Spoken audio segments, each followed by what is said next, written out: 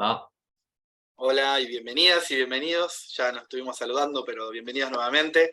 Bueno, va a ser la penúltima clase de la materia. Vamos a ir cerrando la unidad 4. Y el programa cierra con un tema que está enunciado acá, que es problemas de la economía argentina. Si bien ese es el último punto del programa, y me parece que es un tema muy interesante y al mismo tiempo un poco llamativo que haya quedado como para el final. Parece un poco raro pensar que los problemas de la economía argentina es lo último que vamos a tratar. Nosotros a veces hacemos un ejercicio, parece raro porque es lo último, pero al mismo tiempo tiene una explicación y me parece que a lo largo un poco de la exposición que vamos a ir haciendo y de la charla de hoy va a quedar claro por qué ponemos al final esto y por qué dejamos los problemas de la economía argentina como el último punto del programa. Nosotros a veces en las primeras clases, pero en este curso es medio raro porque damos clases separados de grupos de docentes, preguntamos en la primera clase en general, ¿cuáles son los problemas de la economía argentina? Y a mí me gusta como recuperar en la última, o sea, dejarlo como pregunta, un poco, es casi un juego, ¿no? En la primera clase se pregunta, se deja ahí, se retoma en la última. Como no pudimos hacer eso, o en realidad capaz que lo hicieron, no sé si tuvieron en la primera clase la oportunidad de anotar, o si los profes le preguntaron cuáles son los problemas de la economía argentina. Eso pasó en algún momento, y si no, hacemos otra cosa, ¿sí? Pero en cualquier caso, No. si lo pudieran anotar, sí. O si no, me gustaría que me enumeren o me tiren algunas ideas sobre cuáles son para ustedes, así tiro esta consigna abierta, un poco una pregunta que no tiene cierre. ¿Cuáles son los problemas de la economía argentina? La inflación, Sí. La importación tiene también mucho que ver. La David, inflación, importación.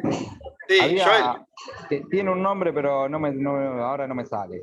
Este problema para conseguir divisas, El que se dio problema para... mucho, que generaba el stop and go, digamos. Que restricción externa, restricción externa. Muy bien, restricción externa, problema para conseguir divisas. ¿Qué otros problemas aparecen? ¿Se les ocurre? Tírenme un par es para romper un poquito el hielo también. Una más, una idea más. Me dijeron inflación, el problema de las importaciones, problema para conseguir divisas. Tiene que haber más problemas de la economía argentina, me parece. Y la principal, el tema de la pobreza. Bien, pobreza. ¿Algo más? Salarios bajos a nivel internacional. Bien, bueno, salieron varias cosas. Desempleo. Después, desde lo político, siempre el problema de pensar en políticas de Estado. Una cultura, en uno de los textos habla de la cultura política, una cultura política conflictiva, digamos, más que de llegar a acuerdos. Bueno, ahí tenemos unas cuantas cosas, me parece. A ver, sí, y aumento también es el aumento que hay continuamente de alimentos y los servicios. Sí, inflación, estanflación, recesión, estancamiento. Que sería la inflación, bien, ahí tenemos estancamiento. Bueno, ahí anotamos unos cuantos problemas, recesión, gracias Miguel Ángel, está bien, buenísimo, ahí tenemos unos cuantos problemas de la economía argentina. Entonces, a partir de esto, a mí me gustaría hacerme algunas preguntas, o que nos hagamos juntos algunas preguntas sobre esto que estoy mostrando, sobre estos problemas de la economía argentina, no que estoy mostrando, sobre esto que dijeron ustedes. Las preguntas serían las siguientes. Primero, ¿qué son problemas? Me parece que nosotros tenemos que empezar a plantear de una manera un poco más compleja qué son problemas, y me parece algo interesante, que es que nosotros en la materia, en la unidad 1 en particular, planteamos diferentes puntos de vista. Entonces, ¿qué va a ser un problema o qué es un problema? Va a depender mucho desde qué óptica nosotros apuntemos, o desde qué, ¿cómo decirlo? Desde qué ideología muchas veces. Perdón, no había visto que habían puesto inflación de evaluación. ¿Desde qué ideología o desde qué perspectiva teórica evaluemos qué es un problema? Por ejemplo, para alguien que tiene una mirada neoclásica, el déficit fiscal es un problema. Ustedes no lo nombraron, el déficit fiscal. El rol del gasto público es un problema. O sea, si Argentina gasta mucho es un problema. Sin embargo, para alguien que tenga una mirada keynesiana, eso no va a ser un problema, más bien va a ser una virtud probablemente. Entonces, ¿qué es un problema? Va a depender mucho desde el punto de vista que nosotros le pongamos. Hay diferencia entre los clásicos, los neoclásicos. Marx va a plantear, o si alguien tiene una mirada marxista de la economía argentina, va a poner seguramente la lupa sobre los bajos salarios o sobre la lucha de clases y cómo eso opera en la inflación o opera en algunos asuntos políticos. Entonces, ¿por qué traigo esta idea de qué es un problema? Porque me parece que hay que rescatar o volver un poquito a esto que fuimos viendo a lo largo de la unidad 1. ¿Para qué vemos la unidad 1? En definitiva, esa sería la pregunta. Para poder preguntarnos qué es un problema y para poder responderlo de distintos puntos de vista. O sea, un poco legado de la materia, lo que buscamos, ¿por qué minchamos tanto durante esa unidad en historia, en mirar enfoques diferentes? ¿Cuál va a ser el problema que plantea alguien que tiene una mirada más cercana al mercantilismo o a la fisiocracia, digamos? Alguien que piensa que toda la riqueza viene de la tierra. Bueno, el problema es que no se explotan suficientemente bien los recursos naturales. Digo, no es que estrictamente haya gente que sea fisiócrata, pero algo de ese pensamiento queda. Y un poco lo que queríamos rescatar, entonces, tiramos estos problemas, que ahora vamos a desarrollarlos, pero primero, al finalizar la unidad 1, nos quedamos con esta idea, que preguntarse qué es y qué no es un problema va a depender mucho del punto de vista que apliquemos. Ustedes saben que esta cátedra tiene una visión heterodoxa de la economía, la otra cátedra de economía no la tiene, tiene una visión un poco más clásica o más mainstream, digamos. Entonces también probablemente, haciendo dos materias diferentes, vamos a tener diferentes enfoques de qué es un problema. Y también, a la hora de enfrentarnos el día de mañana a una discusión política como abogadas o abogados, en la cual intervengan problemas económicos, va a estar bueno que puedan pensar, sentarse un minuto y decir, che, bueno, en realidad, vos me decís que esto es un problema, probablemente porque tenés una mirada que parte de ciertos supuestos. Ciertos supuestos tales como que el mercado asigna eficientemente, mirada neoclásica. Ciertos supuestos tales como que el Estado es el motor de la economía, una mirada más keynesiana, etc. Entonces, digamos, la primera consideración que quería hacer es traer las ideas de que es un problema, va a depender mucho de esta mirada y que un poco eso es lo que intentamos hacer a lo largo de la unidad 1. La segunda consideración es cuál es el nivel de complejidad de los problemas. Y a mí me gustó mucho los problemas que tiraron recién. Son muy interesantes porque efectivamente son lo que nos pasa. Y un poco lo que buscamos nosotros en toda la unidad 2 es empezar a complejizar. Es decir, probablemente estos problemas ustedes ahora lo pueden ver porque pasaron la materia y por eso yo les decía que era interesante hacer el ejercicio del día 1, cuando vienen a lo mejor con un montón de preconceptos, con ideas que traen de la escuela secundaria en algunos casos, de discusiones políticas con compañeros o con discusiones mismas en la facultad, en épocas de clases. Entonces, lo que buscamos nosotros en la unidad 2 es complejizar. Es decir, les enseñamos un montón de conceptos que por momentos parecen medio tediosos, pero al mismo tiempo, la unidad 2 lo que busca es darle las herramientas para que podamos complejizar, para que podamos empezar a cruzar estos problemas. ¿Cómo se cruza el problema de la pobreza con el problema de la desocupación? ¿Cómo se cruza el problema de la inflación con el problema de la pobreza? ¿Qué pasa en este momento en Argentina? Por ejemplo, me dijeron uno de los problemas es la desocupación. Sin embargo, ahora tenemos una de las tasas de desempleo más bajas de los últimos 40 o 50 años. Ahora, en este momento. Es decir, no tenemos un problema de desocupación, aunque parezca. Sí lo hay porque efectivamente puede seguir bajando. Pero al mismo tiempo tenemos un problema en el cual esta desocupación convive con un nivel de pobreza altísimo. Ahora vamos a ver algunos datos. Entonces, hay que empezar a pensar en la complejidad de las cosas y empezar, más allá de caer en el mote de siempre uno dice es más complejo, nosotros lo que le fuimos dando a lo largo de la unidad 2 justamente, no sé, en el texto de Rosenberg, en el texto de Castro y Leza, que particularmente va complejizando de a poco los problemas, habla de sectores de la economía, habla de clases sociales, se interrelaciona a eso, se interrelaciona al sector primario, secundario, terciario, el flujo nominal y el real, cómo van interactuando esas cosas. Entonces, ¿por qué damos esa unidad 2 tan densa por momento? Justamente para poder complejizar, para poder pasar por esta materia y salir con una idea de que los problemas pueden ser mirados de maneras más complejas. Y también se cruza obviamente con la unidad 1 esto. Entonces, la segunda pregunta o la segunda consideración para iniciar, digamos, todavía estamos recién como haciendo el precalentamiento de la clase, es cuál es el nivel de complejidad de los problemas, y eso me llevó a la unidad 2. Una tercera pregunta es cuáles son los problemas de la economía argentina, pregunté yo, y sin embargo, perdón, antes de la economía argentina, porque eso no me quiero adelantar, la tercera pregunta es si cambian los problemas, digamos. El problema Argentina tiene un problema, por ejemplo, de la inserción internacional. No lo nombraron, pero es un problema. ¿Cómo se inserta Argentina en el mundo? Es un problema a definir, es un problema en el sentido de que no está resuelto, de que requiere una elaboración y un trabajo y una decisión política, una discusión académica, una decisión del cuerpo de la sociedad argentina. ¿Cuál va a ser la inserción internacional de Argentina? Ahora voy a charlar un poco más en profundidad de eso, pero no es lo mismo ese problema en un capitalismo del siglo XIX, cómo se insertó Argentina en el mundo, como en un mundo donde se inserta como un proveedor de mercaderías para exportadas desde el agro, o sea, en el modelo que era desde Argentina, visto desde Argentina es un modelo agroexportador, visto desde el resto del mundo es un modelo en donde Argentina se inserta vendiendo materias primas.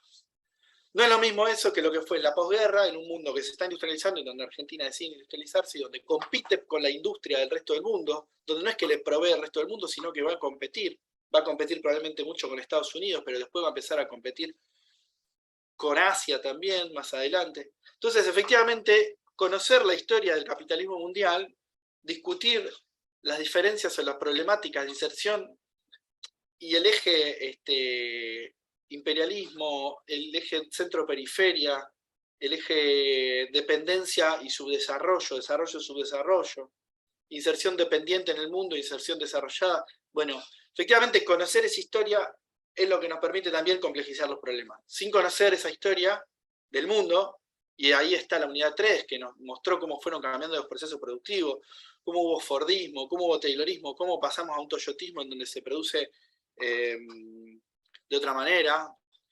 Bueno, efectivamente, conocer eso también nos va a permitir repensar que el problema argentino no es siempre el mismo, digamos. Nada, eso está, ¿se acuerdan? En la unidad 3 está un texto de Nefa, vimos los textos de Chan. Digo, hubo diferentes momentos de crisis mundiales, conocer los momentos clave de las crisis mundiales también es importante para poder repensar cómo fue la propia historia en Argentina. Entonces, la pregunta es si cambian los problemas, la respuesta me parece que está abierta, obviamente, yo creo que sí.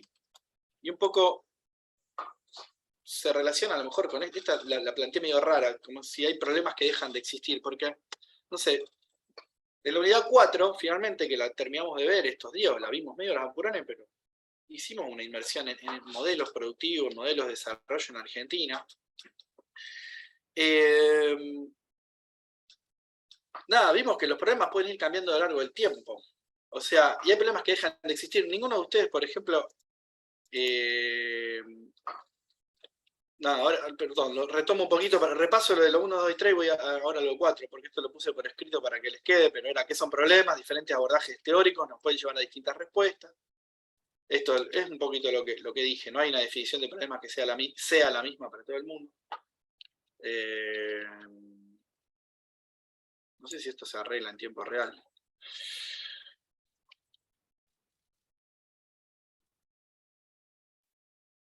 Sí, sea la misma para todo el mundo. ¿Cuál es el nivel de complejidad de los problemas? Esto lo vimos en la unidad 2, más conocimiento de los métodos y las definiciones, estadística y metodología me llevan a complejizar el problema.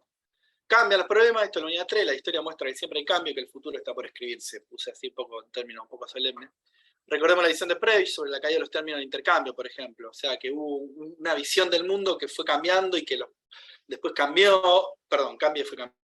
Estoy diciendo todo el tiempo lo mismo, pero que los términos de intercambio eran unos y después hubo una tendencia que vio Prebisch, pero esa tendencia en algún momento dejó de ser la que Prebisch había previsto, etc. Bueno, nada, la historia del mundo es interesante. Entonces, se me ocurrían 3 ejemplos de historia económica argentina, 3 problemas, por ejemplo, que yo ya los anoté y no salió, por suerte, porque yo dije esto, no los dijeron. Yo pensé, espero que no digan esto, porque si no me cagan, pero básicamente, en algún momento de la historia argentina se planteó el problema de la falta de gente, se habló que este era un país despoblado, y este era un problema central de la economía argentina en el siglo XIX y buena parte del siglo XX. Los economistas argentinos dijeron eso, y ustedes no lo dijeron. Y no es que nos dijeron porque no exista, digo, sino también para esta cuestión temporal. Los problemas de la economía argentina, ¿de cuándo? Bueno, en algún momento Argentina estaba despoblada. En el primer censo nacional había 1.700.000 personas en la misma superficie que tenemos ahora. Bien, hacia mitad del siglo XX seguía diciendo, Alberdi decía, gobernar es poblar, pero hasta Perón y todos seguían diciendo la necesidad de que a Argentina le faltaba mercado interno, se decía, le falta gente, le falta nada, factor trabajo, podría decir alguien con una visión más neoclásica, factor trabajo, factor capital. Un problema en la distribución territorial, un gran problema en la economía argentina.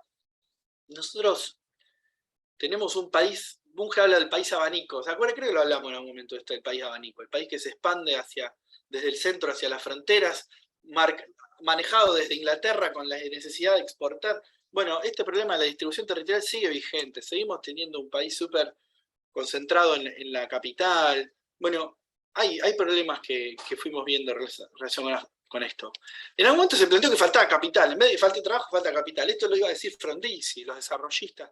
¿Se acuerdan? Bueno, que vengan las inversiones extranjeras, necesitamos que vengan las inversiones extranjeras porque acá no nos alcanza con lo que tenemos, necesitamos capital. Entonces, bueno, fíjense que cambió, y ese problema hoy por hoy vuelve de alguna manera, porque Argentina ahora se está planteando esta necesidad de exportar materias primas, exportar litio, hacer la exportación de petróleo offshore frente a las costas, la explotación de petróleo de vaca muerta, bueno, y hace falta capital, se sigue diciendo, digamos, sigue siendo un problema, por lo menos en debate. Me parece que es interesante. Anoté esto como una idea, digo, el Estado muy grande e ineficiente, era un problema, se decía esto en los 90, yo no concuerdo con esto, pero estrictamente, en la parte de la eficiencia puede ser, sí, creo que me parece que es dable a discutir, pero esto es un problema que se plantea en la década de 1990 desde las visiones más neoliberales, las visiones liberales, las visiones que podría hacer el presidente Menem, digamos, de esa época. Estamos hablando de que justamente se vendieron empresas públicas, bueno, se planteaba como problema, ahora no aparece como problema, no apareció por lo menos en lo que ustedes nombraron. Me parece interesante también ver cómo va cambiando esto. Y me parece que un poco lo que nos deja la unidad 4 es esto también, es poder reflexionar sobre qué son problemas de la economía argentina a lo largo de la historia y cómo va cambiando esto y cómo muchas veces también los problemas que tenemos hoy tampoco están extinguidos, digamos. No está, y que a veces vuelven, porque a veces se vuelve a hablar de que hay que repoblar algunas provincias o de que hay esto, que hace falta inversión extranjera directa para sacar el petróleo, o que el Estado es ineficiente y que hay que achicar ministerio, hay que agregar ministerio, hay que tener empresas públicas, no hay que tenerlo, hay que estatizar el correo, o hay que dejarlo privado, no sé, el agua, qué sé yo, etc. Me parece que nada, me parece interesante como plantear un poquito esto, para decir, bueno, ¿cuál es el recorrido que hace la materia para llegar a este punto final de cuáles son los problemas? Bueno, vamos dando herramientas. O sea, parece medio raro porque cuando uno está estudiando a Adam Smith y Ricardo y qué sé yo, dice, bueno, ¿para qué va a servir esto? En realidad nos interesa Adam Smith, porque sí, porque nos interesa que conozcan la historia del pensamiento económico, pero al mismo tiempo nos interesa esta idea de poder confrontar visiones diferentes a la hora de pensar un problema económico. El final para regular es el 11 del 11. Sí, señor, es en la misma mesa que el... Profe, sí, dale. Esto de lo que estamos hablando con el tema de... Lo hago porque quiero saber, yo más que todo quiero aprender. Con el tema del dólar soja. Tiene mucho que ver también. Tiene que ver, el tema del dólar soja, ahora podemos charlar el tema del dólar soja, porque quiero meterme en algunas cuestiones de... Ahora voy a meterme en estas cosas. Sí. Esto fue la introducción. A mí está bueno porque quiero aprender, quiero escuchar y qué mejor aprender de ustedes que justo es lo que dan ustedes. Bueno, gracias. Vamos a tratar de que te sirva y a ver si podemos responder un poquito esto. Hago una introducción para, cómo llegamos al último punto de la materia, al último punto del programa, y cómo la materia nos va trayendo para acá. O sea, que hay una lógica de pensar en cuáles son los problemas, y que en definitiva por eso cerramos preguntándonos por los problemas de la economía argentina, porque de alguna manera podemos condensar en una pregunta la materia. Podemos llegar al Aleph, al lugar donde se junta todo y se ve todo al mismo tiempo. Bueno, acá está un poco la introducción, digamos. Llevamos a los problemas desde esta manera. Desde la unidad 1 con las discusiones teóricas, de la unidad 2 con la complejidad de poder pensar en conocer algunas de cómo funciona la balanza de pago, cómo funciona cómo se mide la pobreza, qué quiere decir pobreza e indigencia, cómo se acumulan los dólares, cuál es el sistema financiero, el rol del Estado, los presupuestos. Bueno, todo eso va sumándose y de alguna manera nos permite ir respondiendo esta gran pregunta. Yo creo, más allá de eso, dar una respuesta, o por lo menos, vamos a poner en otros términos, voy a ensayar una respuesta. Vieron que no es lo mismo, hay una diferencia entre el ensayo y la investigación, ¿no? Como que el ensayo es un poco más provocador, no necesariamente tiene tanto fundamento. Yo creo que tengo fundamento, pero de todas maneras me voy a aventurar a hacer un ensayo, a provocarles con 4 ideas fuertes. ¿Cuáles son los problemas de la economía argentina? Los acomodé de alguna manera en 4 grandes líneas. Van a ver que esta clase tiene toda una simetría interna. Al final espero que encuentre esta simetría. Estos problemas de todas maneras los voy a dividir en 2 grupos. Y primero voy a hablar de los problemas latentes, los problemas que también llamo los problemas del siglo XX, los problemas que vienen, los problemas que arrastramos, los problemas de la economía argentina, que desde el fondo de los tiempos y hasta la actualidad se proyectan y no están resueltos, y por eso son problemas. Y sobre todo son problemas porque son preguntas. Me parece interesante esto. Son problemas porque son preguntas, porque no están respondidos, porque faltan definiciones, porque falta un acuerdo nacional o por lo que sea. Son problemas, porque todavía están en ese estado filosófico de la no respuesta, un estado en donde todavía está planteada la duda. Bueno, ¿cómo vamos a plantear estas dudas? Bueno, me parece que en 4 grandes ejes. Y estos 4 grandes ejes, yo los voy a llamar problemas latentes o problemas del siglo XX. Y lo voy a acomodar en estos 4 ejes. Primero el problema externo, segundo el problema distributivo, el tercero el productivo y el cuarto el monetario. Grosso modo, y ahora los voy a desarrollar a cada uno, el problema externo se va a referir a la relación de Argentina con el resto del mundo y a los problemas que la economía nacional tenga en relación con las otras economías, lo que va a tener que ver con el dólar, reservas, precios internacionales. Todo ese es el problema externo. El problema distributivo tiene que ver justamente con la distribución del ingreso, como decía, también volviendo a los clásicos, decía Ricardo y también Marx, la distribución del ingreso es uno de los problemas centrales de la economía política, y Argentina sigue teniendo eso abierto. Ahora vamos a ver cómo. Un problema de producción, lo llamo problema productivo en términos de que hay una indefinición de cuál es el esquema productivo nacional. Nosotros vimos que había un modelo agroexportador, después pasamos a un modelo industrialista, un modelo neoliberal de valorización financiera, pero esto no está cerrado.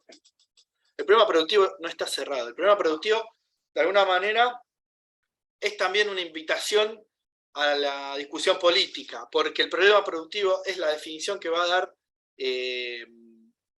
cada mirada política del país respecto de cómo se imagina el futuro. Entonces, ahí se juega, creo que, el centro de todo, el problema productivo. Y finalmente un problema monetario que me parece que también conocemos todos, que tiene mucho que ver con el valor del peso, el dólar soja, la inflación, y ahora vamos a ver un poquito de cada uno. ¿Cuál es el problema externo? Vamos a desarrollar uno por uno porque me interesa dar una respuesta, porque uno siempre puede decir es más complejo, pero me parece que hay una banalización de lo que siempre se dice es más complejo y hasta una burla por momentos. ¿Vieron que uno dice, bueno, es más complejo? Y la gente dice, sí. Vieron, siempre los profes, la gente de ciencias sociales dice es más complejo todo el tiempo, pero es más complejo. No, efectivamente, no renunciemos a la complejidad, no renunciemos a pensar que se cruzan los quilombos y que a veces la lectura maniqueísta nos priva de pensar un poco mejor. ¿Qué es la lectura maniqueísta? El Boca River. Pero si ven, la semana pasada se jugó un campeonato de fútbol en donde ni siquiera Boca River fue Boca River. O sea, la antinomia nacional, que es Boca River, no se pudo definir. Imagínense si no se puede definir Boca River y River tenía que hacer goles, pero si hace goles lo beneficia a Boca y viceversa. Bueno, si eso es así, imagínense lo que viene con la economía. No es lineal la cosa, y me parece que no renunciar a la complejidad es importante. Dicho todo esto, seguimos. Problema externo. El primer problema que tenemos en Argentina es el valor del dólar. No lo podemos resolver. Esto creo que lo venimos viendo, lo vimos en la unidad 2, pero de alguna manera ahora no llega a poner los datos del valor del dólar. Pero ustedes saben que Argentina tiene un crónico problema de dólares y está relacionado justamente con la deuda externa. Entonces, el problema del valor del dólar viene porque Argentina no produce dólares. Es un país que para hacerse de los dólares necesita de dos vías.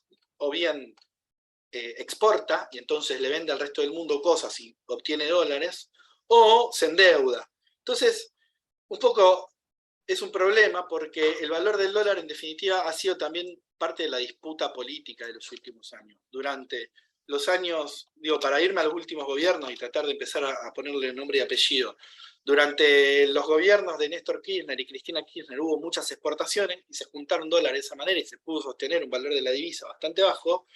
Cuando se terminaron los precios altos, se empezaron a gastar esas divisas, y cuando vino un gobierno de signo diferente, encabezado por Mauricio Macri, lo que se hizo fue tomar deuda externa. Entonces, no se pudo en ningún momento controlar el valor del dólar, y el valor de la divisa genera el problema externo este. ¿Cuál va a ser la inserción? Sobre todo porque el problema del dólar es el siguiente. El problema del dólar es que no puede mantener satisfechos a los dos grandes sectores de Argentina. Si el dólar es muy caro, beneficia a los exportadores, pero los importadores, beneficia mucho a los exportadores, pero no pueden competir los importadores, no pueden competir la industria nacional. Entonces, Entonces, nada, hay siempre un juego ahí en donde el valor de la divisa no está resuelto, y por eso ahora tenemos tipos de cambio múltiples, porque el dólar alto beneficia demasiado a los exportadores, entonces se baja con un impuesto que se llaman las retenciones, para que los exportadores no se beneficien tanto, y ahí aparece lo del dólar soja, donde, bueno, en un momento sí se quitó esa retención para que los exportadores se pudieran beneficiar y exportaran todo lo que necesiten, y eso fue hace poco. Pero al mismo tiempo, si el dólar es demasiado, entonces decir, bueno, el dólar es muy alto, se benefician demasiado los exportadores, lo dejamos barato. Pero si abaratamos el dólar, matamos la industria nacional. Y es un poco lo que pasó en la década de 1990. Dólar barato, mucho acceso a los dólares, y la industria nacional se vino a pique. Entonces, el valor de la divisa no está resuelto. Es un problema del sector externo argentino. ¿Cuál es el valor? No hay un valor de equilibrio. Siempre va a estar jugándose esto. Y hacen falta, la única forma de poder tener un dólar mucho más libre es una abundancia de dólares que en este momento no está y que se está pensando hacia el futuro. Y esto un poco tiene que ver con la cuestión de la restricción externa. La deuda externa es el segundo problema, que ahora no lo estamos viendo porque en Argentina me quedé. No veo mi imagen. Ahí estoy. El problema de la restricción externa, perdón, ¿dónde está? La deuda externa lo vamos a ver de acá a unos años cuando empiece a pagarse la deuda externa, que ahora no está pasando. Y el problema de restricción, ahí va a ser gravísimo.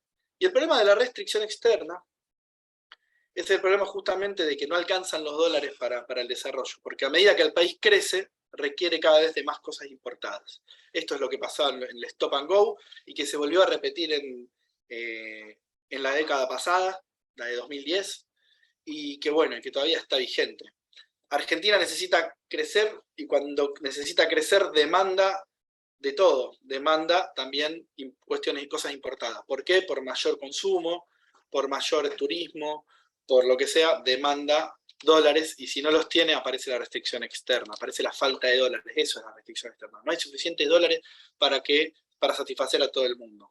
Esto lo vemos ahora porque no podemos comprar dólares directamente, o sea, el que quiere comprar dólares. También un problema es que Argentina genera dólares y la gente ahorra con los dólares en el colchón en vez de dejarlo en los bancos, pero no me quiero ir al tema. Entonces, todo este problema externo está vigente, digamos. Está vigente no tener un tipo de cambio claro, está vigente la deuda externa porque nos va a empezar a restringir nuestra capacidad de producción en los próximos 4 o 5 años. Está vigente la restricción externa porque hoy por hoy todavía no tenemos acceso a dólares.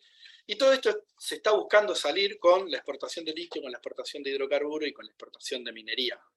Probablemente en unos 7, 8, 10 años esto se aplaque y este problema se resuelva, pero por ahora vamos a seguir así, hasta 2030 muy probablemente. Finalmente, la última cuestión del problema externo es que la inserción internacional que tenemos es una inserción en la cual no tenemos influencia. Entonces, esto también es un problema abierto, porque Argentina es un país periférico, es un país que no domina en el mundo, no es un país de mierda, no es un país chiquitito, es un país mediano, de todas maneras, pero no deja de ser un país que no define sus políticas de inserción internacional, que depende de lo que haga China, que va a depender de lo que haga Estados Unidos, de la Unión Europea, etc. Y ahora probablemente de lo que haga Brasil, aunque ahí hay un poder de decisión o de... Digo, porque cuando estuvo Lula en Brasil en la primera década de este siglo, el poder de organización con Brasil era un poco más simétrico. Digamos. Argentina tenía cierta influencia, más allá de que Brasil era el que dominaba la economía. Entonces, bueno, todo esto es el problema externo. Algunos datos para verlo. Fíjense, este es el gasto de divisas en turismo. Fíjense cómo cuando empezó a crecer la economía, acá no se llega a ver por una cuestión de escala, y además este gráfico no está tan bien hecho, pero básicamente, bueno, acá está la caída final. La caída final, esto es una línea de tiempo, ¿no? 2006 a 2020, este es el gasto en dólares por turismo mensual, donde tenemos meses de hasta 2.500 millones de dólares, meses de 2.500 millones de dólares o 10, 12.000 millones de dólares por año en turismo. Y efectivamente, cuando fue creciendo, acá no se llega a ver, pero de un gasto que en 2003 o 2004, perdón, me quedó afuera, pero 2003, 2004, gracias, Gustavo me dice que es trimestral. Sí, perdón, tiene razón, sí está hecho en trimestres, no está en meses. Gracias, Gustavo. Sí, lo que se ve acá abajo, ven que dice 2006, dice 1, 2, 3 y 4 son trimestres. ¿Sí? Son cada 3 meses del año. Tenemos trimestres de 4.500 millones de dólares por año. Esperen un cachito. Ahí está. Bueno, efectivamente, cuando crecimos mucho, tuvimos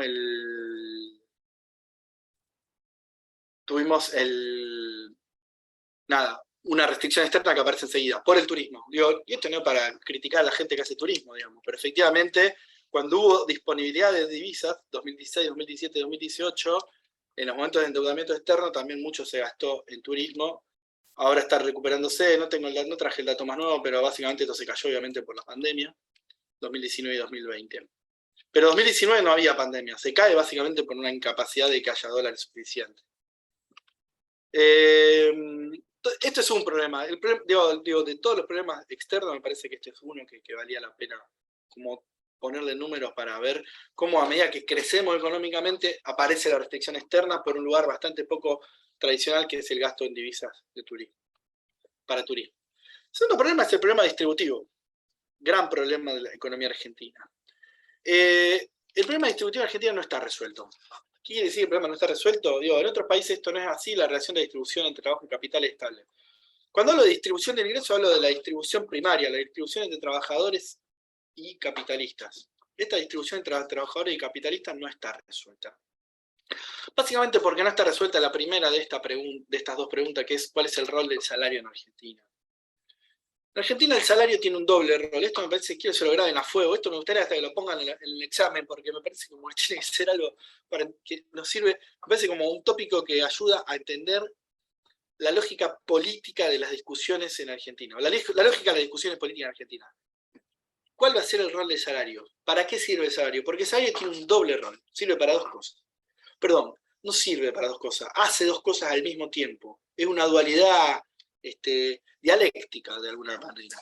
Por un lado, el salario es un costo para quienes producen. Es un costo para los empresarios. Siendo un costo, los empresarios van a tratar de que el salario sea lo más bajo posible. ¿Sí? Entonces, esto es lo primero que es el salario, es un costo. Esto está claro, desde un punto de vista hasta contable, pero económicamente es un costo que hay que minimizar para ser competitivo en el país y para ser competitivo a nivel mundial. Pero al mismo tiempo, el salario es la fuente de ingresos de los trabajadores y es la fuente de la demanda en el mercado interno. Entonces, quienes tienen su ingreso de forma salarial y quienes consumen en el mercado interno y quienes venden en el mercado interno, muchos empresarios también, van a querer que el salario aumente. Entonces tenemos gente que quiere que el salario sea lo más bajo posible y gente que quiere que el salario sea lo más alto posible. Esta dualidad dialéctica es intrínseca y ese rol del salario es una discusión que no está saldada. Durante el gobierno durante la década de 1990, los gobiernos de Menem y de la Rúa, el salario fue bajísimo, en términos internacionales y en términos locales. El salario bajo. Se buscaba competir internacionalmente. Durante el gobierno kirchnerista, por el contrario, se buscó que el salario fuera alto porque había que agrandar el mercado interno, hacer crecer la industria, la construcción, que demandan trabajo, pesos, trabajos, poder adquisitivo de las clases medias. ¿Sí? Durante el peronismo, esto fue así también en... Perdón, ¿qué hice? Ahí estoy. Durante el peronismo, esta discusión fue clave. ¿Cuánto va a valer el salario? Bueno, efectivamente, esto no está resuelto. ¿Y por qué digo que no está resuelto?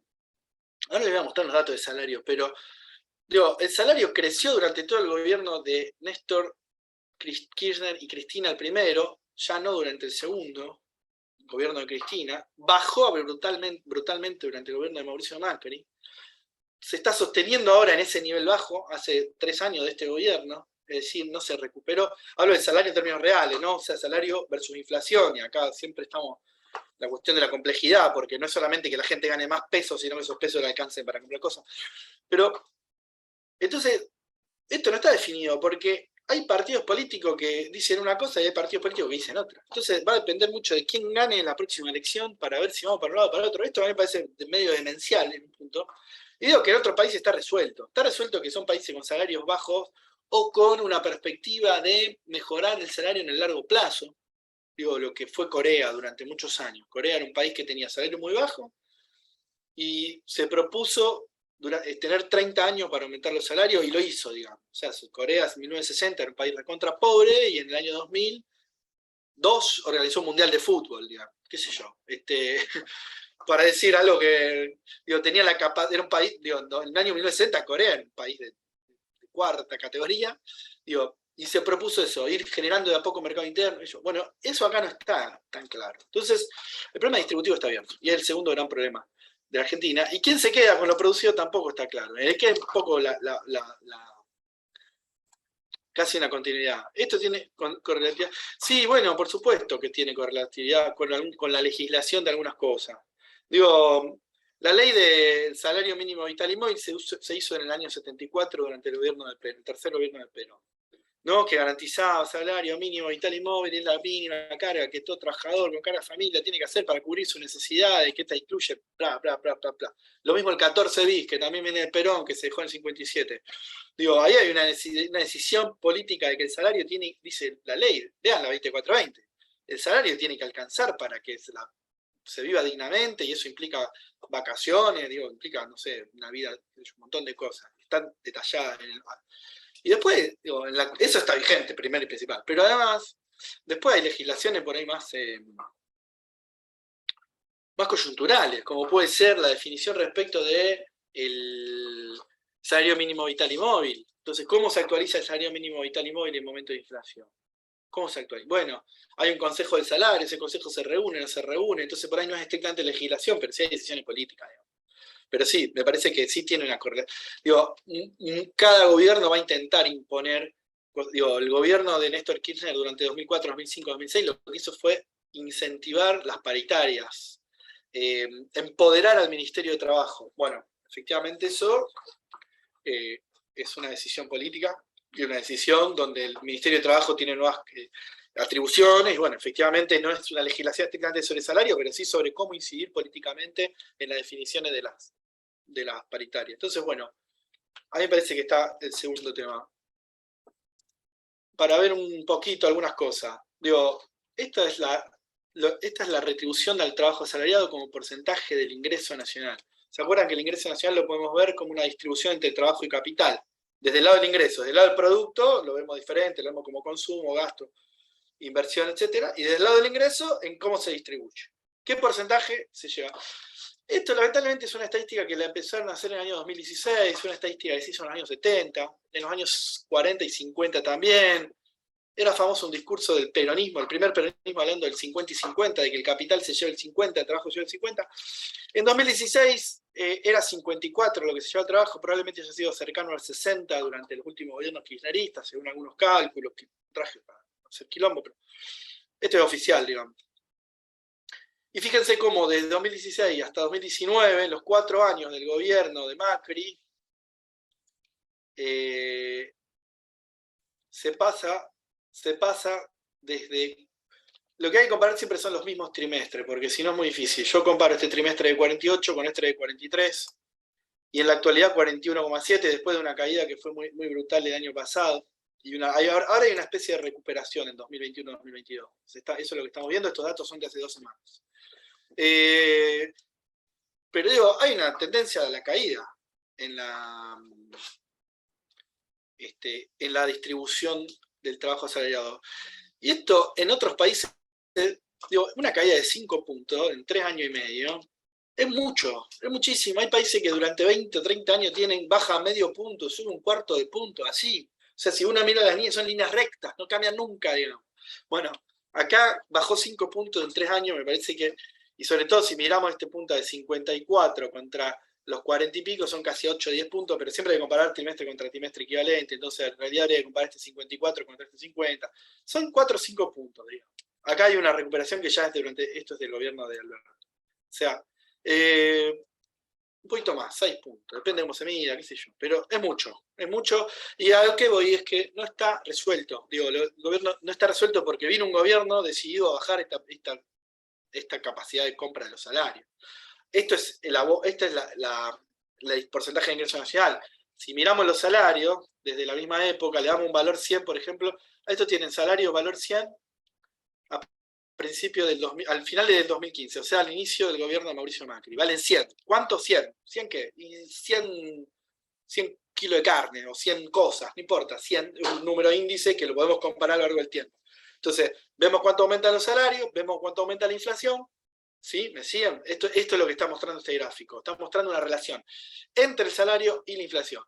Al principio vale 100 el salario porque compra 100 cosas. Después las cosas aumentan y el salario aumenta un poco menos. En vez de comprar 100, compra 90. Después compra 80. Al final del gobierno de Mauricio Macri compraba 75 en promedio. El nivel general está por acá. Acá. 77, 75. 25% menos. El salario, este es el salario registrado. Este es el registrado, que es, digamos, relación de dependencia. El nivel general es un promedio. Está el de salario de los trabajadores públicos y el salario de los trabajadores no registrados. No importa. Lo importante es la lógica, la tendencia.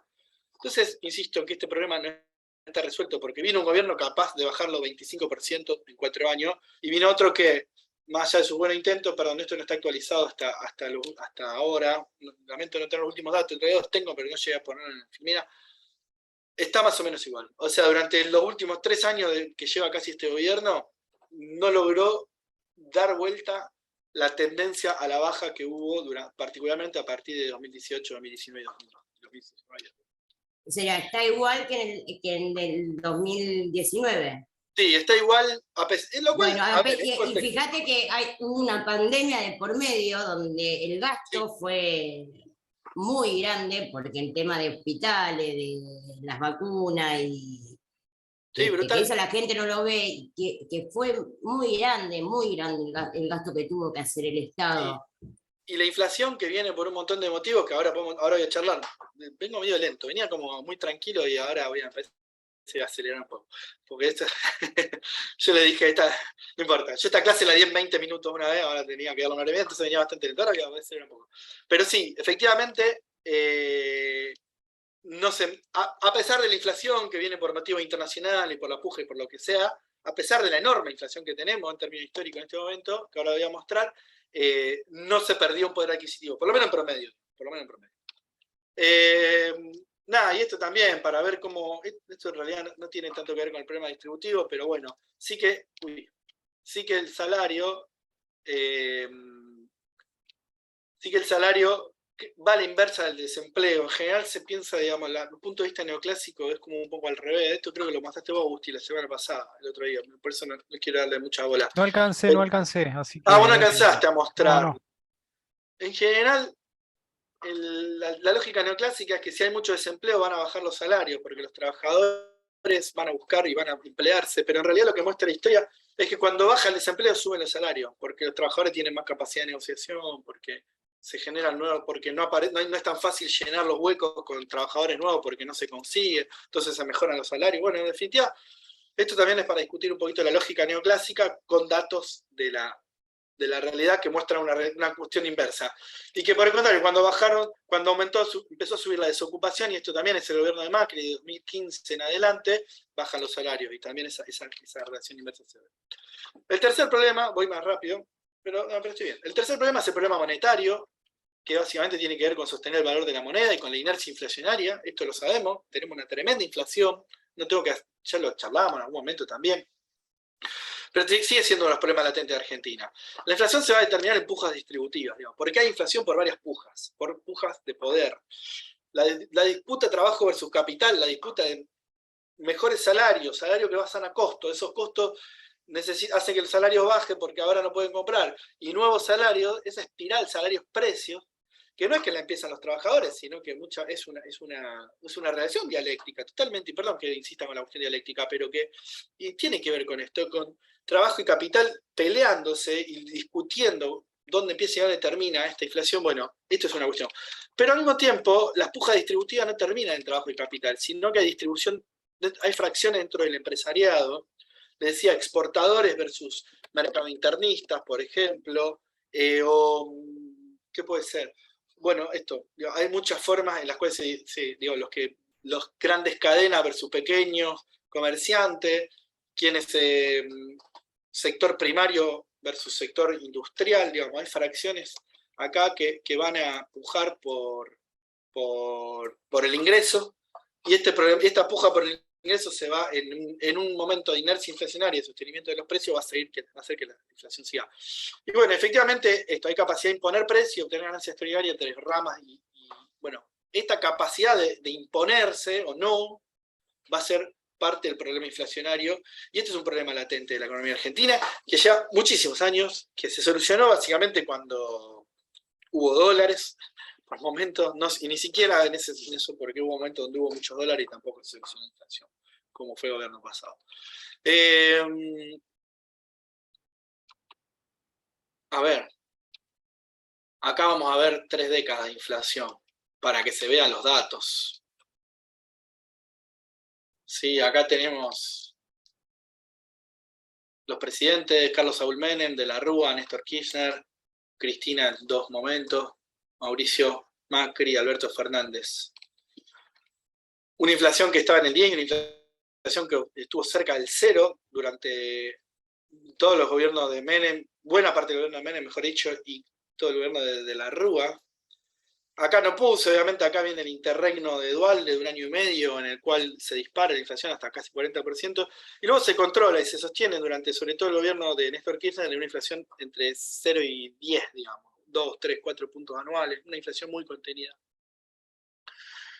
Una inflación que se dispara con la crisis internacional de 2008-2009, el aumento de los precios, el conflicto del campo, que también presionó mucho por desabastecimiento, digamos, fue un momento muy terrible desde lo político en los últimos años. Y después tenemos una dinámica horrible de los últimos. Este dato de 78.5 tiene un mes, ahora es 83, o sea que más arriba todavía. Lo que muestra la línea es la inflación que había en cada momento del tiempo mirando un año para atrás. O sea, si yo me paro en cada punto de la línea y digo, acá, miro un año para atrás, en el último año hubo 32%. Me paro un año para atrás, en el año 2003 había 41%. ¿Sí? ¿Se entiende cómo funciona esta línea? Es una línea de la inflación acumulada durante un año. En este momento es 78, en realidad es 83, pero para que se entienda, para el gráfico, 78%. Lo que vemos es picos y bajadas, y las bajadas ya no bajan tanto, ese es el problema. La última bajada fuerte del año 2021, en medio de la pandemia, está por encima del pico de 2008 y prácticamente al nivel del 2003. Esa fue la bajada. ¿Cómo es la subida? Va a haber una bajada probablemente ahora de inflación, pero ¿hasta dónde va a bajar? ¿A 40 o a 50? En el mejor de los casos. Eso tenemos un problema. Un problema que no se encuentra y que tiene que ver bastante con las pujas que recién. ¿Sí? Nada, ahí teníamos una inflación sostenida, constante, una inflación que aumenta poco, y después finalmente estamos en el régimen actual de una inflación que aumenta mucho todo el tiempo. Finalmente el problema productivo... perdón. El cuarto problema es el problema productivo. Esto es un quilombo, no hace falta que lo vean. Acá les quiero señalar una o dos cositas. Ahora vuelvo a este cuadro, mejor. El problema productivo es el cuarto de los problemas que les vengo diciendo. El problema externo, el problema monetario, el problema distributivo y el problema productivo. El problema productivo es definir qué queremos producir, qué país estamos buscando. O sea, el problema productivo fue, pasamos del agroexportador al ICI, y pasamos de la ICI al liberalismo aperturista, ¿y ahora qué somos? ¿O qué buscamos? Vean los últimos años. No, mejor me parece. El índice de la producción industrial tiene un valor 100 en el año 2004, más o menos, ¿sí? Sube hasta 135 hasta 2008, baja por la crisis internacional en 2009, sigue subiendo hasta 2011, se mantiene constante y empieza a caer, se mantiene hasta 2015, gobierno de Cristina, y a partir de ahí empieza a caer. Entonces digo, hay una decisión de que, y ahora vuelve a subir, ¿no? Ahora digo, hay una decisión, entonces tenemos un sub y baja, tenemos un gobierno que dice, vamos para la industria, bárbaro, queremos un país industrial. Viene un gobierno que no da pie con bola, viene un gobierno que hace caer la industria porque dice la industria no sirve, esto se terminó, ahora lo que viene es su tren metrocleta, qué sé yo, cualquier cosa. Bueno, y después tenés otro gobierno que dice, no, sí, la industria es la clave, otra vez vamos por la industria, que es el actual. Este es el problema productivo. ¿Qué país queremos? ¿Vamos a producir litio? ¿Vamos a exportar litio o vamos a producir batería de litio en Argentina? ¿Vamos a exportar petróleo? ¿Vamos a exportar gas natural licuado? ¿Vamos a hacer que ese gas se licúe en Argentina? Eso implica una planta, un montón de proveedores locales, un montón de empresas, no solo las que hacen el petróleo, sino todas las que están alrededor y que la van a producir. Vamos a tener un mercado interno fuerte y vamos a cerrar otra vez la importación de cualquier cosa y a producir todo nacionalmente. No está definido, ese es el problema. Y a eso me refiero con que es un problema latente. Vuelvo a esto, para esto es lo mismo, este es el valor agregado bruto por la industria, también cae en 2019, cae en 2020, ahora vuelve a subir, digo. Esto surge de la cuenta de generación, son diferentes fuentes para mostrar lo mismo. Digo, otra vez tenemos la industria a tope, la industria no para de reclutar gente. Vean, este cuadro es medio un quilombo, pero ¿cómo se lee? Digo, no sé, se lee así, cada columna es un gobierno, Néstor Kirchner, Cristina 1, Cristina 2, Mauricio Macri, Alberto Fernández. Y lo que son, los números son los porcentajes de crecimiento. ¿Se acuerdan que hablamos bastante sobre la tasa de crecimiento? De cómo crece el PBI, pero acá no es el PBI, sino cada uno de los sectores. Fíjense lo que crecen durante el gobierno de Néstor Kirchner. En el gobierno de Cristina también crecen todos. En el gobierno de Cristina 2 ya tenemos una minería cayendo, la industria cae 6%, la construcción, el comercio caen, son sectores importantes. En el gobierno de Mauricio Macri, la industria menos 14%. O sea, digamos, no queremos industria, es como decir, bueno, ¿sabes qué? Cerramos las puertas de la fábrica. Cae la construcción, cae el comercio, cae la finanza. David, Joel. disculpa, es el crecimiento en relación al gobierno anterior. O sea, Cristina creció un 1 en relación al de Néstor. El Sí, segundo señor. mandato de Cristina, un -7. Estoy viendo agricultura, la primera fila. Es siempre en relación al anterior. Claro, exactamente. Es lo que creció durante ese periodo. O sea que sería en relación contra el punto final del gobierno anterior, pero está bien. Exactamente. Está bueno también relacionarlo, el problema productivo, respecto al problema de distribución, porque si hablábamos, perdón, bueno, ¿Sí? ¿quiénes eran los actores en la puja por la distribución? Acá también hay una cuestión sectorial, entre el sector 1, el 2 y el 3, y después dentro del 2, entre los distintos subsectores. Sí, tiene que ver también con otra cosa, con que hay sectores que tienen sueldos mejores que otros. Un trabajador industrial en una industria buena, hoy por hoy gana 300, 400, 500 mil pesos. Y más también, no exagero. Un trabajador, no todo, obviamente no todos tienen la suerte, pero que hacen horas extra, qué sé yo. Yo trabajo con algunos trabajadores de laburo, sé que ganan 500, 600, 700 mil pesos. Entonces, tener un crecimiento en una industria, digo, fíjense, en el renglón de industria, que caiga la industria implica que haya menos trabajadores que tienen su sueldo y que esos trabajadores probablemente pasen a ser repartidores de Rappi o trabajos de comercio, medio pelo y cosas por el estilo. Entonces también, ¿cuál es la configuración productiva? Va de la mano con cuál es la configuración distributiva, porque cada sector tiene diferentes niveles de distribución hacia el trabajo y el capital. Entonces, también un poquito se está jugando ahí. Y insisto, no está resuelto. no quiero ponerle tanta valoración. Me resulta interesante ahí en el de Alberto Fernández, en agricultura, menos 21. También hay Sí. una cuestión de puja política, de esto de que no querían el campo no quería largar los dólares. Bueno, también es una cuestión de contexto internacional, no es que no es fácil caer en el reduccionismo y decir no quieren largar los dólares. Y hay de todo, hay menos producción, pero también hay mejores precios. Hubo años de sequía, hay un montón de cosas que a veces no son tan fáciles de ver. La verdad que a mí me llamaba, cuando veía hoy los números, me llamaba un poco la atención esto. Lo del 200% de la pesca es una boludez, porque la pesca es muy chiquitito, entonces creció un poco y también parece un porcentaje gigante. Lo de la hotelería y restaurante tiene mucho que ver con la pandemia, por supuesto, la caída en el turismo y todo lo que implicó la pandemia. Más allá de que los últimos ya casi un año viene recuperando, lo que cayó fue tanto que todavía está en valores negativos. Bueno, paso pues si no llego más. Y yo en realidad llego porque yo les quería plantear que aparte de los 4 problemas latentes, problemas del siglo XX, creo que en este momento tenemos 4 desafíos, o 4 problemas que podemos llamar problemas del siglo XXI. Y son problemas del siglo XXI porque son problemas que afectan no solo a nuestro país, sino que afectan a todo el mundo.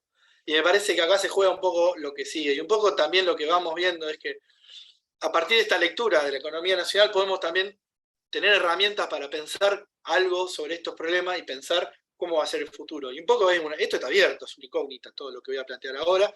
Se los dejo. En realidad vengo a dejárselo también como una cosa abierta. Che, estos son los problemas del siglo XXI. Yo creo que por acá se juega bastante, pero tampoco tengo la posta y me parece, y obviamente el futuro es impredecible. Puede haber, no saben.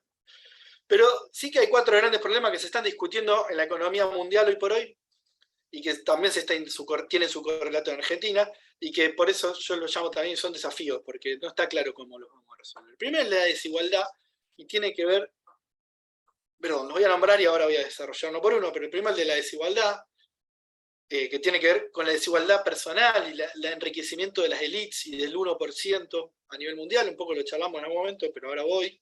El segundo tiene que ver con la cuestión ambiental, por supuesto. Digo, hoy por hoy la economía mundial se está preguntando por esto. ¿Cómo vamos a sostener el mundo? ¿Cómo vamos a desarrollar y cómo vamos a salir de la pobreza? Y al mismo tiempo tener un mundo que siga andando y que siga vivo en los próximos 50, 100 años, digamos, donde probablemente ninguno de nosotros lo vea, pero queremos que esté ahí cuando nosotros nos vayamos también. Entonces, es un debate porque, bueno, ahí lo charlo un poquito. El tercero tiene que ver con el género y con la cuestión de género, la cuestión de cómo la economía feminista viene a trastocar a la economía en general y viene a presentar desafíos nuevos que en la economía del siglo XX no estaban, no es que no estaban, siempre hubo problemas de patriarcado, machismo, desigualdad laboral, violencia de género, ni que hablar, pero digo, dentro de la economía. Techos de cristal, ¿se acuerdan que hablamos de todas estas cosas? Digo, esto existió, no es que no existía, pero creo que ahora la economía feminista viene a ponerlo sobre el tapete y viene a pensar que si queremos un país más justo, igualitario, etcétera, no puede estar fuera de la discusión de ninguna manera la cuestión de género. Finalmente, es una discusión un poco más argentina, y no tanto mundial, pero a mí me parece interesantísima, que es cuál va a ser el rol de la economía popular, el rol de la economía social y solidaria, porque Argentina sabemos que tiene un 35% de sus trabajadores y trabajadoras, empiezo por esto, y desarrollo el otro porque eso lo tengo. 35% de sus trabajadores no registrados. La economía popular, 7-8 millones de personas. Por lo menos el último censo, no traje los datos del censo de la economía popular que vienen haciendo desde el Ministerio no me sale ahora, del Ministerio de la Economía Popular, que está, ya me va a salir. Desarrollo sociales. Y desarrollo social, no me sale, perdón. Lo hace, acá hay algo. La economía popular está en el Ministerio de Desarrollo Social, no está metida en el Ministerio de Economía. Por eso es un desafío. ¿Cómo se va a incorporar? ¿Cuál va a ser ese rol de la economía popular?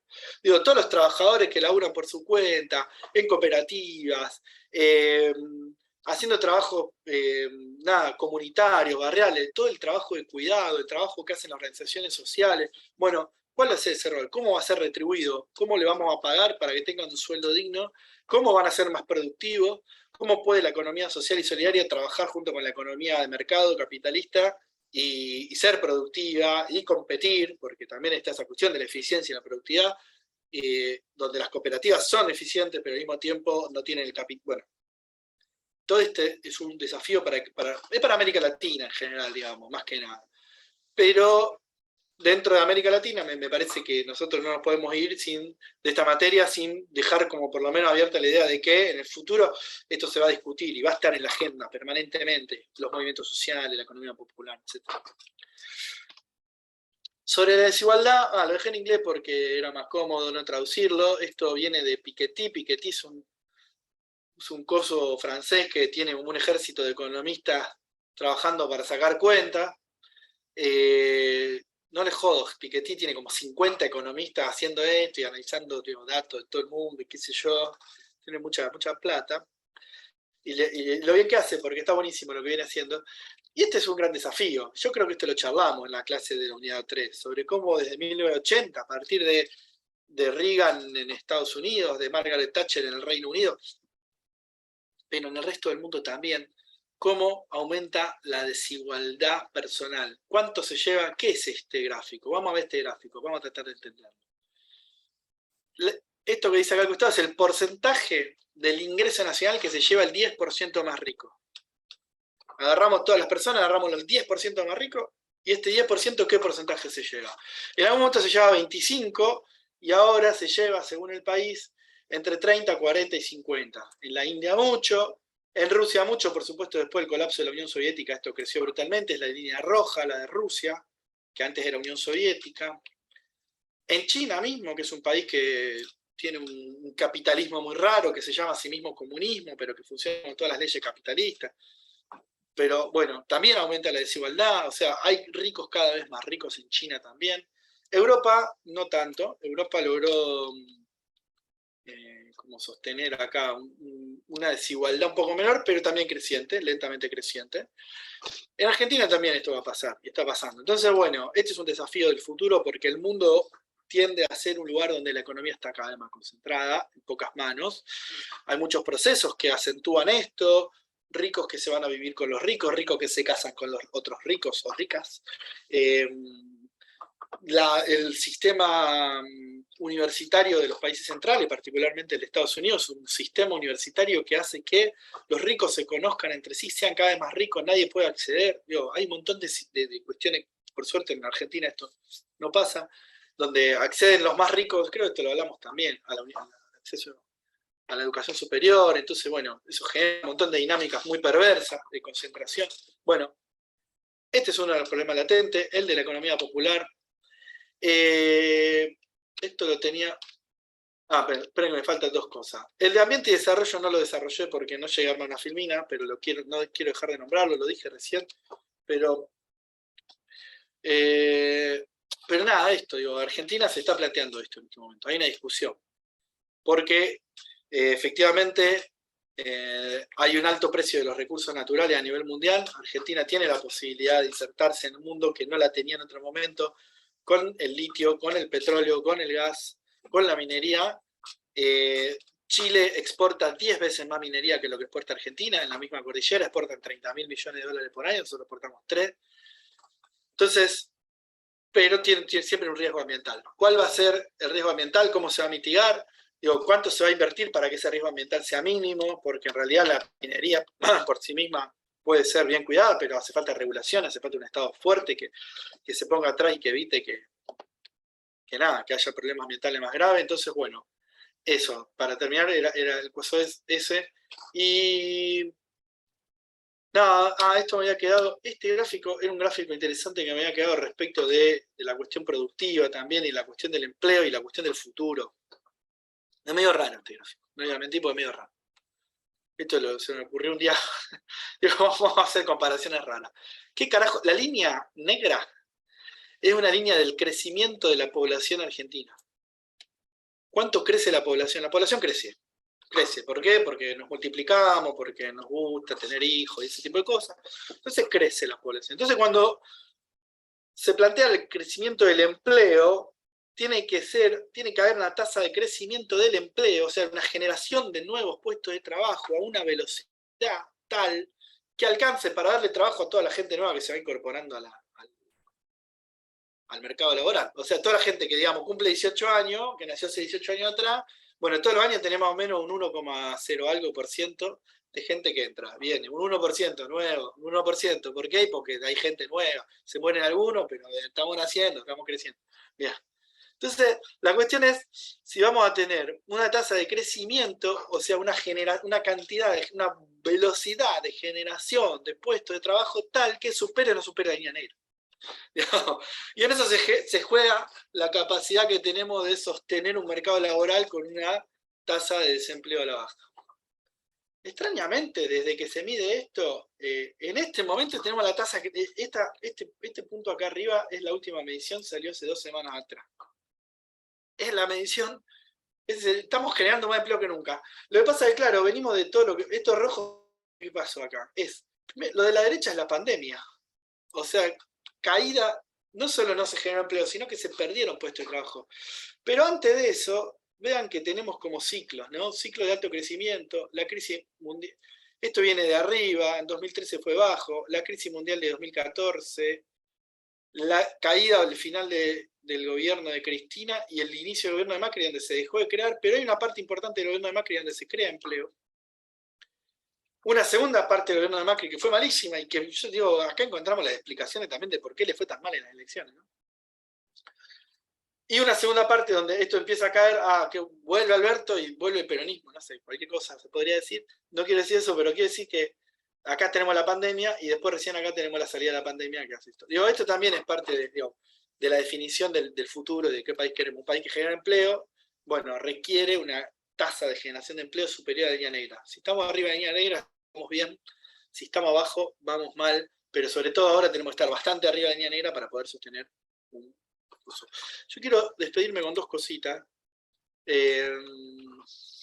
Si tengo tiempo, porque en realidad yo termino acá, medio que acá quería cerrar la simetría de la clase es acá, digamos. Yo les explicité 4 unidades con 4 preguntas, les traje 4 problemas del siglo XX y les traje 4 problemas del siglo XXI, y acá cerramos esta pequeña simetría de la clase. Pero quería dejarles algo más, 2 cosas. En 10 minutos. No estoy tan seguro, pero sí, vamos, lo hacemos, vamos Gustavo, vamos con esto. Vamos con esto. Este es un texto que no está en la bibliografía. Yo se lo voy a comentar solamente por una cuestión de que me interesaba conocerlo, porque es un texto muy clave de la económica del siglo XX, que se llama Aspectos políticos del pleno empleo. Un texto clave, un texto de los años 40. Lo escribió un tipo polaco que se llama así, Kalecki, y que básicamente lo que dice que él escribe después de Keynes, escribe más o menos lo mismo que Keynes, pero desde una visión por ahí un poco más crítica, pero básicamente tiene una lógica muy parecida a la de Keynes, pero explica el siguiente. Dice, el Estado puede lograr mediante la inversión pública garantizar el pleno empleo. O sea, están dadas las herramientas, es posible, es posible. ¿Por qué, si es posible esto, se pregunta este tipo en la década de 1940, si es posible que el Estado lo logre, y ya se había demostrado previamente, no pasa? Entonces dice, bueno, en realidad lo que pasa es que hay una oposición de los economistas. A mí me gusta mucho putear a los economistas. Y dice, los economistas están ligados a los bancos y las grandes empresas. Y en realidad esto es una oposición política. O sea, esto es conocido desde los años 30 en adelante. Y va a decir, los economistas ligados a los bancos y a la empresa no quieren que haya pleno empleo. Y esto es contraintuitivo. ¿Por qué es contraintuitivo? Porque en realidad las empresas y los bancos siempre querrían que vender más. Que sus fábricas estén ocupadas al 100%. Que se llenen llenarse de guita, digamos. Y un poco, yo lo traigo porque porque hay razones para oponerse a esto. Y esto es llamativo, digamos. O sea, ¿cuáles son las razones de la oposición de los líderes industriales, dice Kalecki, al pleno empleo, que está obtenido mediante el gasto gubernamental? Se subdividen en 3 categorías. O sea, dice, los empresarios se van a oponer al pleno empleo. Ahora yo voy a hacer el desarrollo y van a ver por qué, a dónde voy con todo esto. Y se resisten primero, hay una resistencia a la interferencia gubernamental. No quieren que el gobierno se meta en el problema del empleo. ¿Por qué? Porque pierden capacidad política. O sea, los empresarios quieren ser ellos los que definen si hay pleno empleo o no hay empleo. Si lo define el gobierno, el empresariado pierde capacidad política, capacidad de incidir en la economía nacional. Como los neoclásicos. Exactamente, pero claro, no quieren, pero acá hay una cuestión política, no quieren porque no quieren ser, quieren que los empresarios decirlos, que son ellos los que generan empleo. En segundo, hay una resistencia a la dirección del gasto gubernamental, o sea, hacia dónde se dirige ese gasto. No quieren que haya inversión pública y no quieren que haya subsidio. ¿Por qué? Porque van a preferir no subsidiar, porque en realidad es más importante la meritocracia, dice Kalecki. Esto lo escribe en la década del 40. Y lo más importante es la máxima capitalista. ¿Cuál es la máxima capitalista? Ganarás el pan con el sudor de tu frente.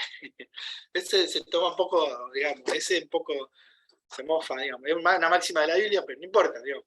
Lo dice, es una máxima capitalista, está tomada de ahí, pero está repensada para el capitalismo. Claro, dice, esto es válido, a menos que seas el dueño de los medios de producción. Ahí no importa que venga el sudor de tu frente, porque qué sé yo, ahí está la meritocracia solamente para el que tiene que sudar de alguna manera. El que no tiene que sudar, la meritocracia le viene dada, ya hizo mérito a alguien por él en otro momento. Entonces, por eso tampoco quieren que haga ya gasto, ni en inversión pública ni en subsidios al consumo.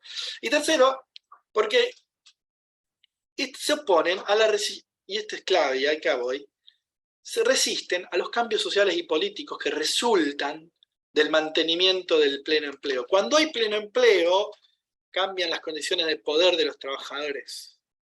Cuando hay pleno empleo y los trabajadores saben que consiguen trabajo y saben que tienen el sueldo asegurado, saben que pueden hacer huelga, saben que pueden luchar por más cosas.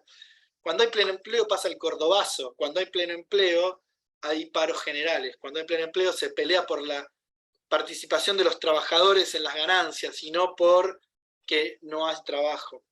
Y dice, van a apreciar los empresarios más la disciplina en la fábrica y la estabilidad política que los beneficios. ¿A dónde voy? Habla de los beneficios empresariales.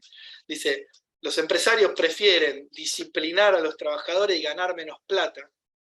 Prefieren estabilidad política, que esté todo calmo y ganar menos plata. Entonces, que la lógica de que los empresarios siempre se guían por beneficios, siempre se van a guiar buscando ganar más plata, encuentra un límite cuando los propios trabajadores son quienes se han empoderado a partir de que hay pleno empleo. Entonces, ¿por qué no quieren pleno empleo? Porque prefieren esto último, prefieren disciplina en la fábrica, prefieren la posibilidad de saber que la gente tenga miedo a ser echada. ¿Y a qué voy con toda esta lectura política de la economía que hace Kalecki? A que justamente en realidad buena parte de la discusión en 2015 sobre todo y 2014 era los empresarios estaban ganando mucha plata. Los empresarios ganaron mucha plata con el gobierno de Cristina y prefirieron que venga un gobierno como el de Macri, en donde ganaron menos plata, y prefieren que vuelva otro gobierno muy parecido al de Macri, en donde vuelvan a ganar menos plata que lo que están ganando ahora. La tendencia conservadora de la clase dominante. Exacto. Y van a preferir ganar menos plata, pero que su ideología, o sea, la ideología, el poder de la ideología, porque ¿a dónde voy con esto? Y cierro con esto. El poder de la ideología, que muchas veces se lo acusa a los trabajadores, a la izquierda y qué sé yo, en realidad es mucho más fuerte en estos sectores conservadores y en estos sectores de clase dominante. La ideología es tan fuerte que prefieren perder plata con tal de mantener su poder. ¿Y con qué cierro? Que nosotros durante la materia analizamos economía, pero ya analizamos economía política. Y la economía política analiza relaciones sociales, y estas relaciones sociales son las relaciones sociales de producción, pero también las podemos llamar así, relaciones de producción, relaciones de intercambio, o relaciones de mercado, relaciones de regulación y relaciones internacionales. Lo que nosotros analizamos durante toda esta materia es el poder, no es la economía, o sea, es la economía, pero es la economía política. Analizamos el poder en el proceso de trabajo, y vimos desempleo, empleo, y la capacidad que tienen los trabajadores para esto, el poder de mercado, el poder corporativo, la competencia, la forma en que se ponen los precios, la inflación. Siempre se trata de poder. El poder del Estado, regulando o no regulando, con la capacidad o la incapacidad que tiene el Estado para regular en ciertos momentos. Y finalmente las relaciones internacionales, donde analizamos el poder internacional y hablamos del imperialismo, hablamos también del centro de la periferia y de todo eso. Entonces, yo quería cerrar esto porque quería decirle, bueno, esta materia es una materia de economía, pero es una materia de economía política. Y la economía política básicamente estudia las relaciones sociales, y las relaciones sociales son relaciones del poder. Entonces, no podemos nunca pensar todos los problemas anteriores que hablé durante 1 hora y media sin pensar cuál es el poder que se está jugando en cada una de estas discusiones. en cada uno de estos problemas. ¿Quién tiene el poder? ¿Cómo lo comparte? ¿Cómo lo discute? ¿Y cómo hace que se imponga su visión por sobre el resto de la sociedad? Señores, hasta acá. Terminé.